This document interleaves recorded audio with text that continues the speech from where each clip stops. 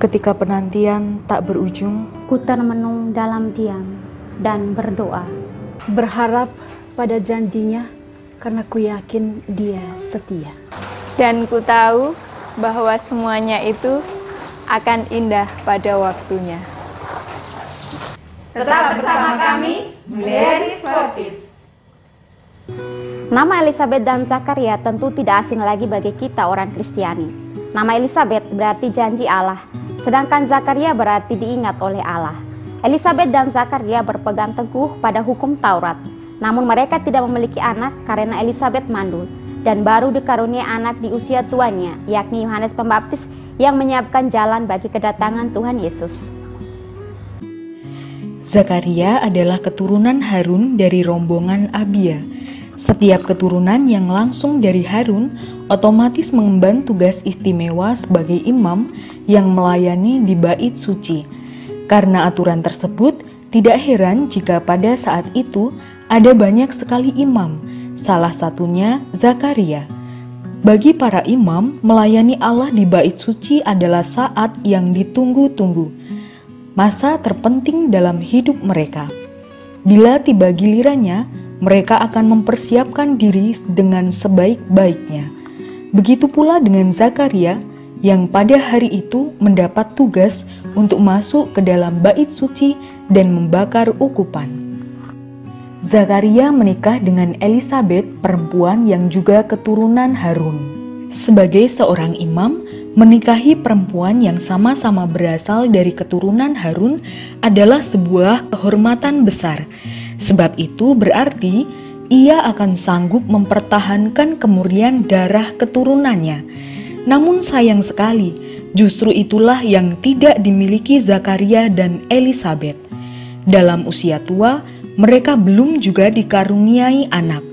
Sungguh sebuah kenyataan yang pahit.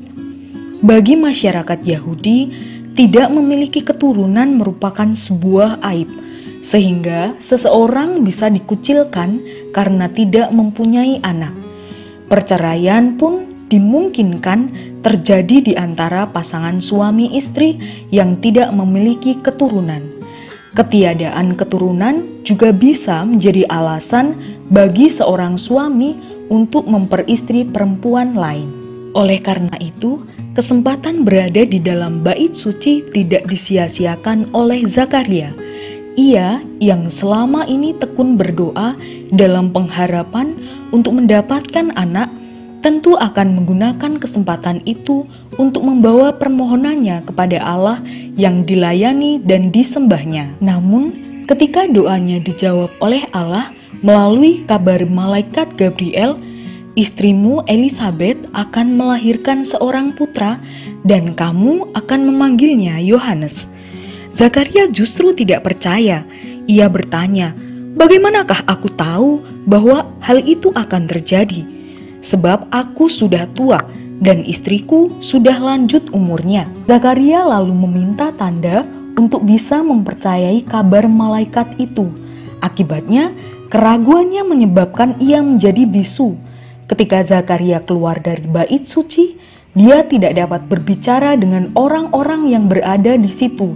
Dia hanya bisa menggerakkan tangannya, kemudian ia pulang ke rumah. Setelah perkataan malaikat itu, Elizabeth mengandung. Ia menyimpannya sendiri selama 5 bulan dan berkata dalam hatinya, "Inilah yang telah Tuhan lakukan untukku, untuk menghilangkan rasa malu yang kualami di depan umum." Pada bulan ke-6, Elizabeth menerima kunjungan Maria, saudari sepupunya. Ketika Maria memasuki rumah Elizabeth dan menyapanya, Elizabeth merasakan bayi dalam kandungannya melonjak kegirangan, dan ia dipenuhi Roh Kudus sehingga ia berkata kepada Maria, "Diberkatilah engkau di antara semua perempuan, dan diberkatilah buah rahimmu. Siapakah aku ini sampai ibu Tuhanku datang mengunjungi aku? Sebab sesungguhnya ketika salammu sampai kepada telingaku, anak yang ada di dalam rahimku melonjak kegirangan. Dan berbahagialah ia yang telah percaya, sebab apa yang telah dikatakan kepadanya dari Tuhan akan terlaksana. Maria tinggal bersama Elisabet selama sekitar 3 bulan, lalu pulang kembali ke rumahnya. Ketika saatnya tiba bagi Elisabet untuk melahirkan anaknya, dia melahirkan seorang putra. Ketika tetangga dan kerabatnya mendengar tentang belas kasih Allah yang ditunjukkan kepadanya, mereka bersuka cita dengan dia. Pada hari ke-8 anak itu disunat, dan dia akan dinamai Zakaria. Tetapi Elisabet berkata, "Jangan, ia harus dinamai Yohanes." Artinya, Tuhan adalah belas kasihan. Mereka menanyakan kepada Zakaria, nama apa yang hendak ia berikan kepada anaknya itu. Zakaria memberi isyarat dengan menulis, namanya adalah Yohanes. Orang-orang tercengang menyaksikan semuanya itu, dan seketika itu juga Zakaria bisa berbicara kembali dan dia memuji Tuhan.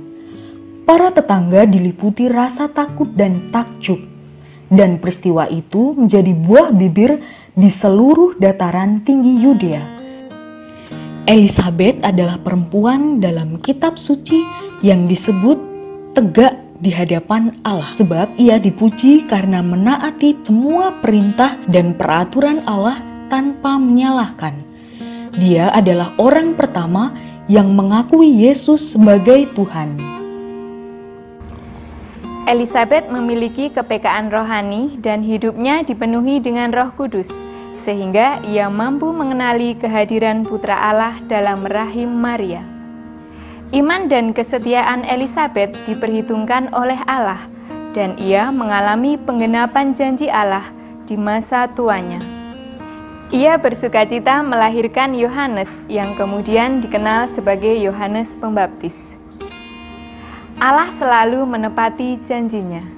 Elisabet dan Zakaria memberikan teladan kesetiaan dan kepercayaan pada Allah, serta tetap sabar dan penuh pengharapan menantikan janji Allah yang digenapi tepat pada waktunya.